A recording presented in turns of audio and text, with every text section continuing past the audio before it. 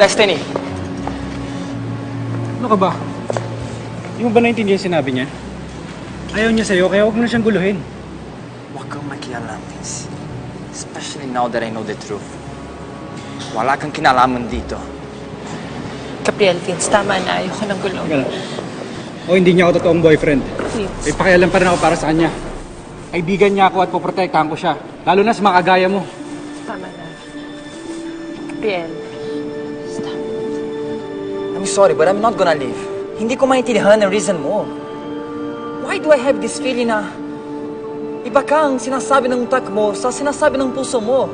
Please, explain to me. Please. Dahil kapag nalaman mo ang katotohanan, hindi mo ako maiintindihan. Lalo na hindi mo ako matatanggap, Gabriel. So please, explain para sa akin, para maintindihan ko. Tama na. Naiintindihan ba ako, Gabriel? Tama na. Ayoko na. Siguro hindi ka naman bobo para hindi mo maintindihan yung mga sinasabi ko. Gusto ko nang lumayo. Ayoko sa'yo. Please, Vince, let's go, Vince. Destiny. Destiny. Gabriel, stop it. Ano ka ba? Kanina ka pa. Ano ba problema mo? Hindi ka ba nakaintindi ng salitang ayaw? Sabi ko sa'yo, huwag kang makialam. Vince! Gabriel, ano ba? Tama na. Vince, tama.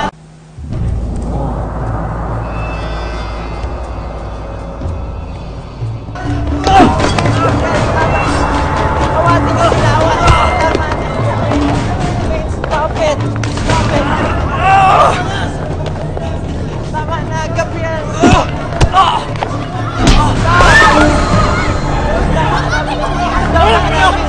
Ano? Gabriel, ano pa? Mas dinatagdagan mo yung galit ko sa'yo at mas pinapatunayan mo na hindi ka karapat dapat dumating sa buhay ko. Oh, Destiny.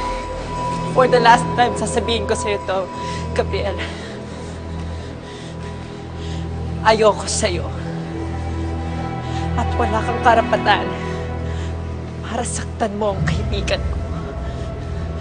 At wala kang din karapatan para pumasok ka sa buhay ko. Miss Lilac, please, ilay mo na sa akin ang kadate mo. Gab, halika na. Destiny.